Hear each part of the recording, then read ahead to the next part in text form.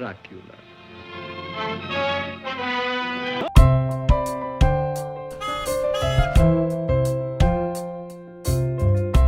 Hello, welcome to Motor on BB. Today I'm on my home turf, crikey almighty.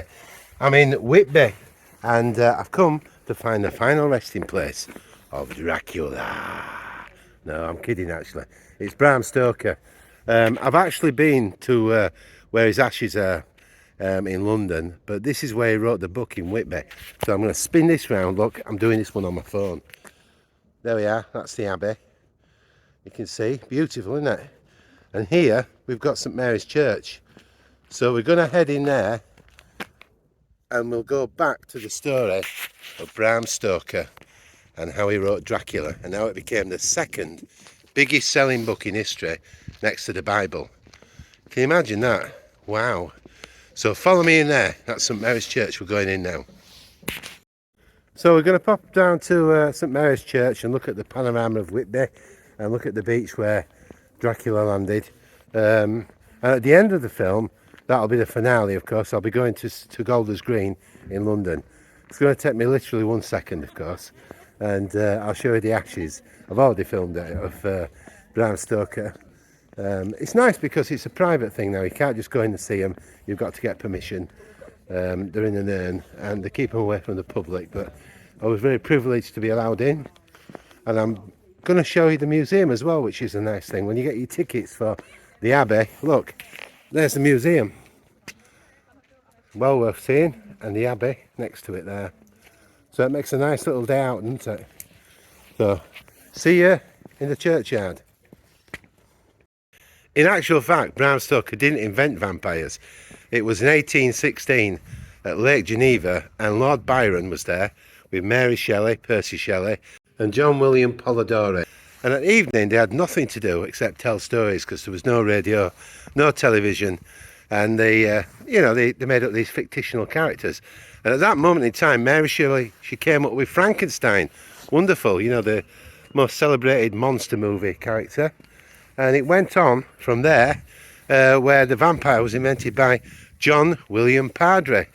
Padre was responsible, but Lord Byron took the reins and wrote a book. He sort of made the character more elegant, and he was the one that got the glory with the book. So if we really want to thank a person for it, it's John William Polidori. He was the one that originally invented it, and then it became the character we know now, which is wonderfully celebrated.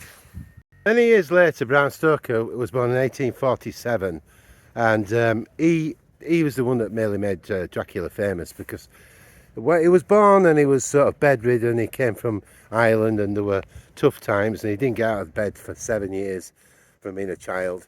And his mother used to chat to him and tell him all these sort of horror stories about, living basically. It was cholera that was causing the problem.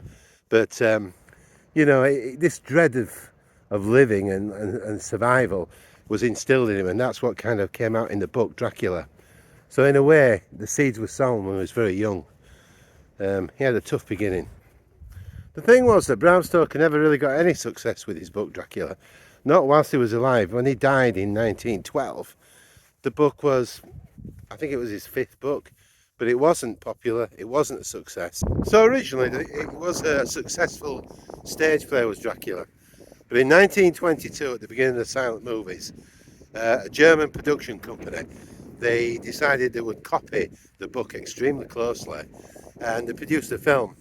In it, Dracula was called Nosferatu, and it was a good version, but unfortunately, Mary Shelley, well, not unfortunately, because she deserved to do this, she found out about this, and rightfully so. She had the copyright. She took them to court. The German film company closed down, they went bankrupt, and all the copies of the films were destroyed except one, because one was sneaked out.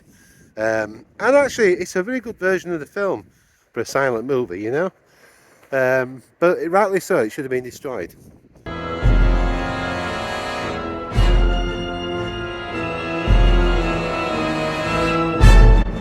But in 1931, Bela Lugosi took the role on, and it became instant fame for him. He really adapted the role. It wasn't too extreme, it wasn't a monster, it was like a man figure with the fangs, and he really loved that Rome. In fact, he loved it so much that when he was buried in the 1957, I think it was, he was buried with his cape. That's taking it to the ultimate, isn't it? But anyway, yeah, he made a great success of Dracula. He was phenomenal, and that helped it become what it is today. Just going to do my little speech then, and this went off. Fantastic here, it really is. You get a wonderful view of the harbour. I'm going to show you in a minute when this stops chiming. Actually, I'll show you now, watch. So down there we've got Tetil Sands at the bottom, and that's where the Dimitri, the boat, crashed in with the black dog that bounded up the 199 steps there. We'll have a look at that in a moment. And this is where Bram Stoker, this is the view that that made him inspire to write Dracula. And over there was the Royal Crescent where we were. That's where he wrote some of the book in the day room. And of course around the corner the Royal Crescent where he lived while I was writing it. So there we go, beautiful. St Mary's Church, Whitby Abbey. Look at the enormous cross there. I know, and we've got to mention the 1957 version, haven't we, with Christopher Lee, because he was such a tall guy, such a powerful guy, that when Hammer Horror Films made their version of Dracula, it really boosted it back into popularity. It's never gone away. It's still popular today. It's a book and a subject that's always popular. But the 1957 version with Christopher Lee, you can't beat that one. Pretty good.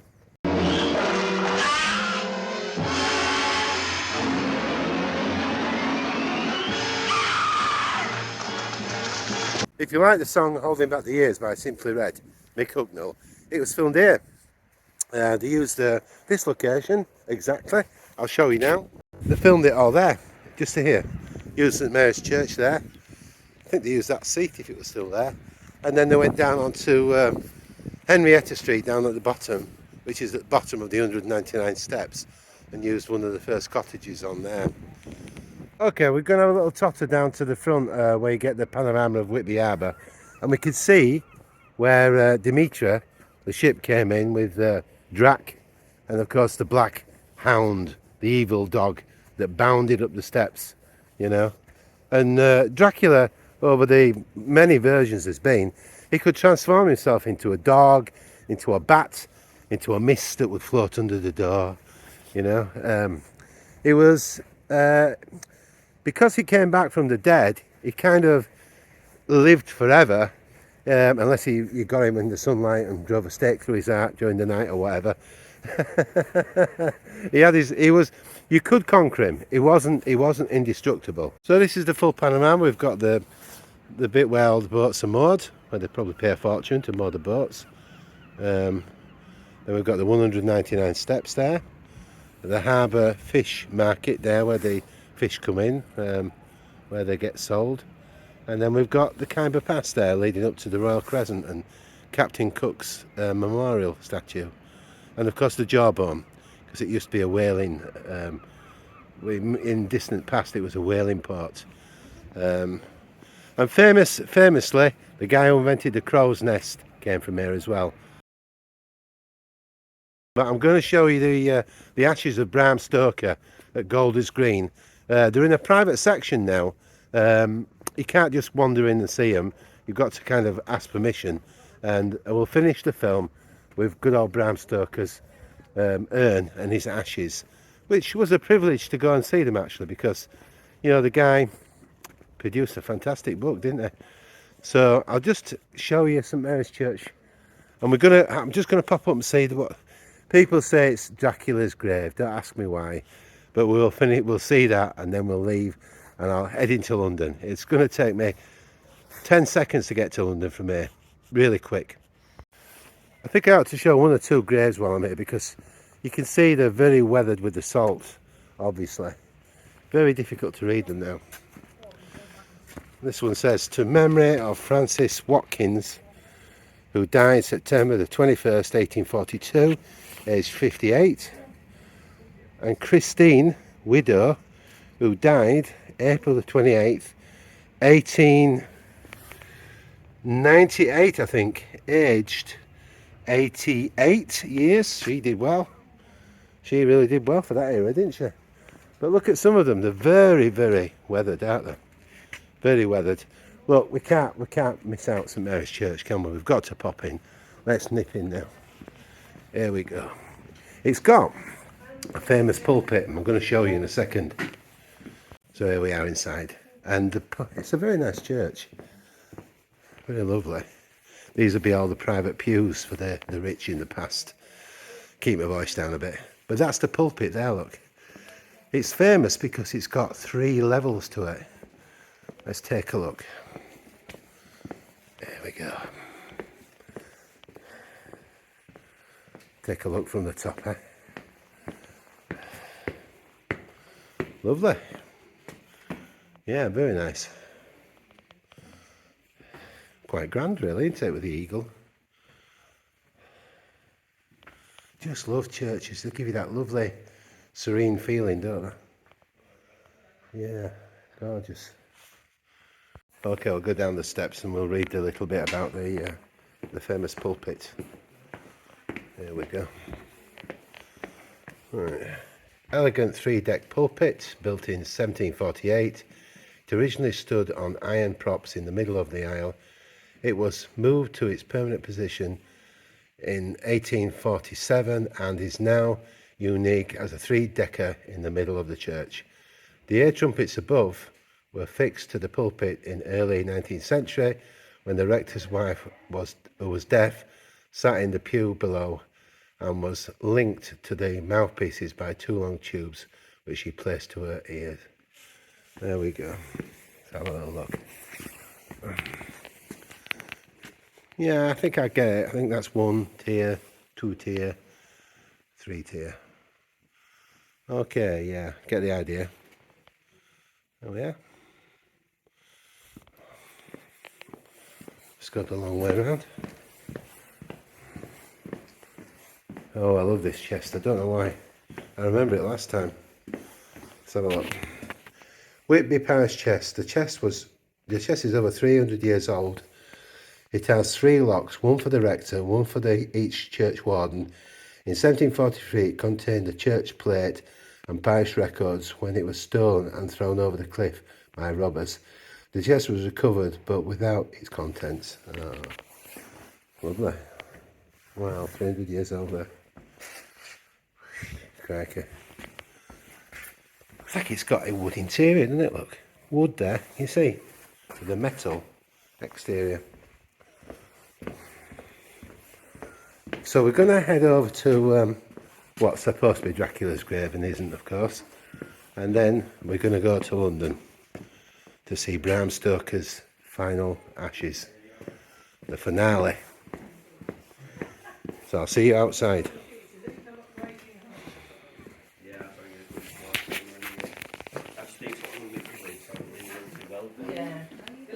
It's the bell tower.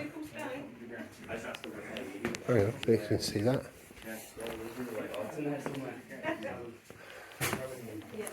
There you go. Okay, no worries, don't worry. There we are. So as you come up, almost leaving the graveyard, you've got on the left hand side what is supposed to be Dracula's grave, which is crazy obviously, but I'll spin the camera around and show you. There we go. Here is Dracula. You made a good story, my friend. There we are. So we're going to pop down to Tate Sands now and see where the ship came in.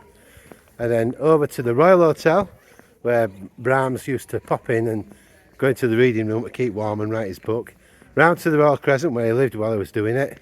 And then the finale, down to Golders Green in London to see his ashes and his urn, which is lovely. It's in a private spot now. You've got to ask permission to go in.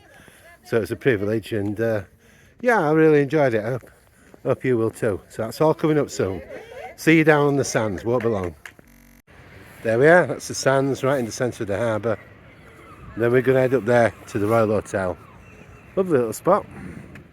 Nice house for sale there, if anyone wants to buy it from me. So up to the Royal Crescent, we'll see where Bram used to sit to keep warm in the Royal Hotel. See you in a minute up at the top. So here behind me we've got number 6, the Royal Crescent, and this is where Bram Stoker really lived while I was writing the book Dracula. In actual fact, I was going to try and buy this a long time ago, and it was up for sale for a bargain price, and I got gazumped by an Australian. They had a massive grant to do it up from Scarborough Council, but there we go, there's the property. And let's go and look at the plaque. I'll show you the plaque, here we go. So it says, Whitby Civic Society, Bram Stoker, 1847 to 1912, that's his life. Author of Dracula, stayed here 1890 to 1896. Crikey, I'd forgotten he'd been here so long, 6 years. Yeah, but it took him 10 years to write the book. There we go. The Royal Crescent. Okay, so round to the Royal Hotel now to see where Bram Stoker used to sneak into the reader's room to get warm and write his book. So I am at the Royal Hotel. This is where Bram Stoker used to pop in to get warm in the reading room. He didn't actually stop in this hotel. Maybe he couldn't afford it, I don't know. But, you know, he'd pop round from the Royal Crescent and pop in here and start writing Dracula. So let's go see his plaque. Here we go. Straight into the revolving doors. Lovely hotel, actually.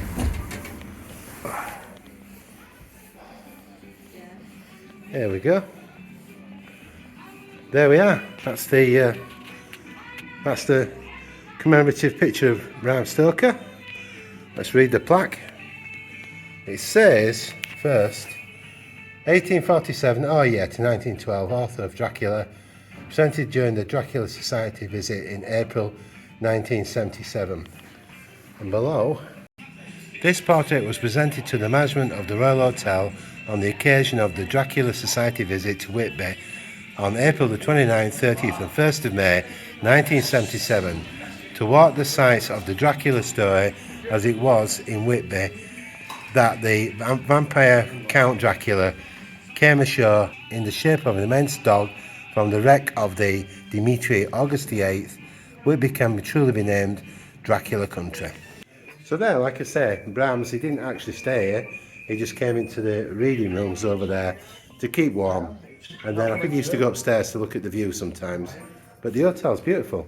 So we might as well pop over and look at the jawbone, which is the whale's jawbone, of course, and Captain Cook's statuette.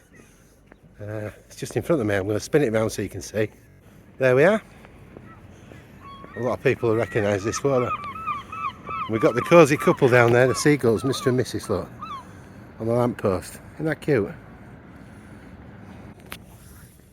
Just go and look at Captain Cook.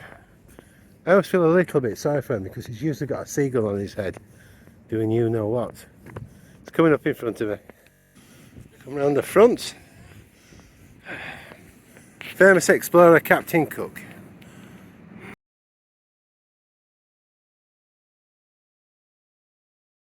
So this is the location of Bram Stoker's urn and ashes in the columbarium. There we go. There we are. Famous Bram Stoker of Dracula fame. Superb. American picture. Bram Stoker Dracula. Very famous in Whitby. Biggest story we've got in Whitby probably. Yeah. Bram Stoker, born 8th of November 1847, died the 20th of April 1912, and his son Noel Thornley Stoker died 16th of September 1961. So don't forget, subscribe and ding the bell so you don't miss future videos. That's an order. And give me a thumbs up and a comment if you want to. I really love the comments, you know. It's my favourite bit.